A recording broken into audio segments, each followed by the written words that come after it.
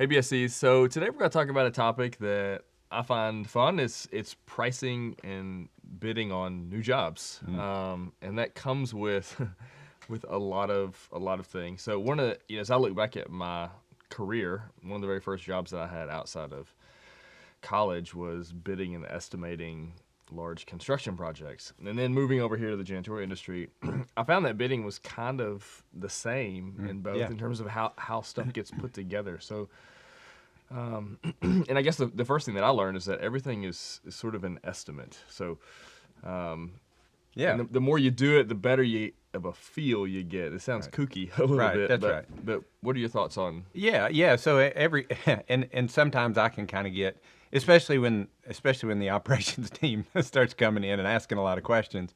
Right. The reality of it is it's you know, you can use all the information you have, but at the end of the day, it's just an estimate. Yeah. Yeah. And I don't know if this is true for you, I find that some people maybe overcomplicate the process a little bit. I mean, when I first started bidding in this industry, I would, go down to every single task in every single area, and then over time you start getting some feel for it, and you can sort of bypass the entire complicated process. Yeah, you can get an Excel spreadsheet that's got 20 lines and 40 formulas, and really the reality of it is, and I find this, and I'm the same way. When I first got here, I want to line item everything out, and we'll talk about it in just a minute. There's 5 or 6 line items that really matter, and there's really one, labor, that really matters the most. And so overcomplicating it is just not something you ought to do. Yeah. So, one of our fears when we bid, it's always my fear, is that that we miss and we lose a bunch of money. Yeah. So maybe how do we think through that? I mean, is that really a legitimate fear, or is it maybe a bit overblown in our minds? I think it's probably a little overblown. You don't want to be cavalier about the whole process, but at the end of the day, I mean, unless you just completely miss some detail, which you shouldn't if you're doing you're doing the front end work, you are likely not going to lose money. You might not make as much money as you thought you were going to make. And then in the unlikely event that you start a job and you're a few months in and you are losing money or barely covering your cost, that's a time to go back to a customer. And I think we've done a video on that. So I would encourage you to go back and watch that video and just kind of see what the steps are there.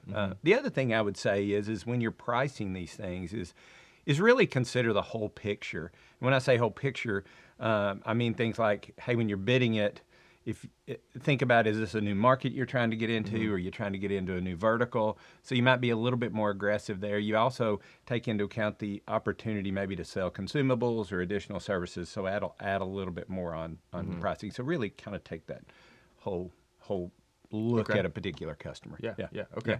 So let's walk through the actual what's on the estimate or on the bid. What are the components that make it up? Yeah. Maybe I assume labor is the first starting point there. Yeah.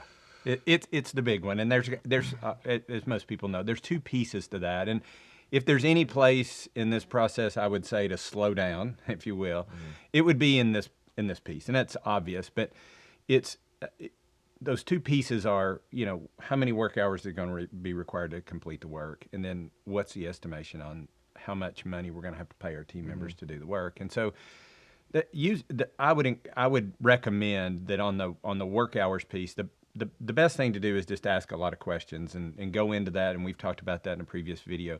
Go into that site visit or that facility walkthrough with good questions prepared, so that you can gather all that information from the customer. So if you're working on weekends or you're working third shift, what are the expectations from the customer? And then when you go back to the office, there's where you can do a little bit of homework and say, hey, this is a medical office that it feels like this other medical office that we do. Let's see how many hours it takes to do that job. And so with all of those pieces, again, I don't think you're going to miss too far unless there's some element that you didn't get answered from the customer that is just maybe outside of what you thought. And so that's the work hours. And then the wages, again, you just do wage research. You can use your own internal sources. You can use Indeed as a place I'll look. And then most school systems have their wages posted for custodians.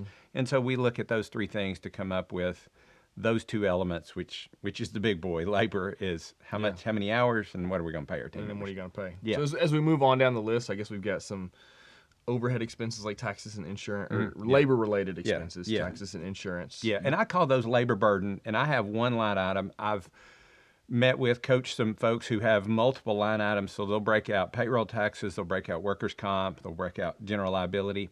I tend to get, your mom, our CFO, gives me a line item, gives me a report out of team. It says, here's the payroll burden percentage. And in our case, it's 12%. And it varies a little bit state by state, but it does. That's right. So she gives me a full number for our payroll burden, and I would encourage folks to do that. Just one line item for that. Okay. All right. What about as we move on down the budget? So we still have other items, maybe not as significant as the labor, but what are some of the other ones that? Yeah. So one that we have a line item for employee benefits, and let me go back for labor for just a minute. If you do paid vacation, you need to factor that in there. We take 2% of the total hours for a year and then multiply that by a weighted average rate to get that.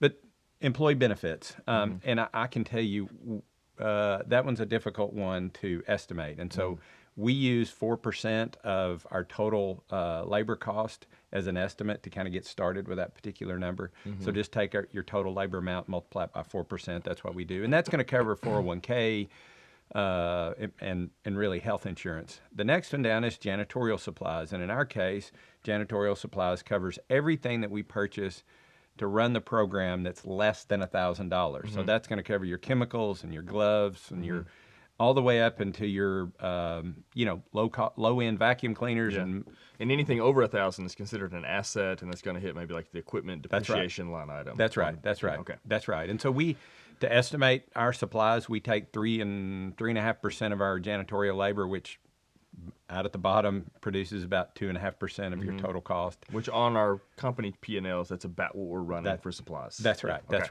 right. And then in equipment, it's got depreciation and maintenance and repairs. And then we've got a last line item that we just call miscellaneous expenses.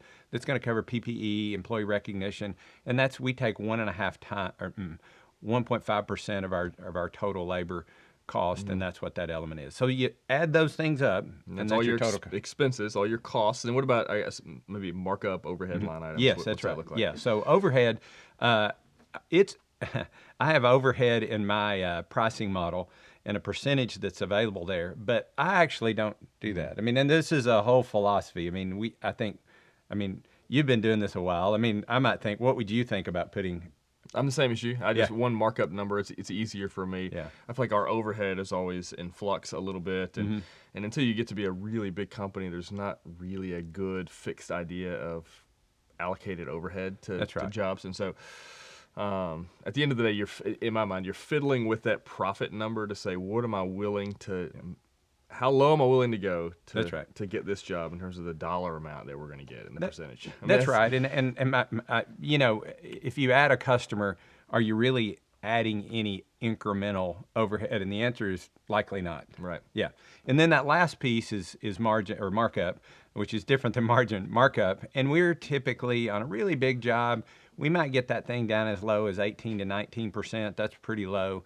And then on a kind of a smaller job, we might get it up as high as 35 to 40%. And so that's how we price that out. And then we provide to the customer both the monthly price and the annual price, and we provide that annual price so that the customer knows I'm charging you that for 12 months. Yeah.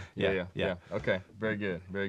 Well, listen, if you need help with any of this sort of thing, if you're bidding on jobs, we're always here to help offer assistance in some of that. I hope you find this helpful, and we'll see you next time.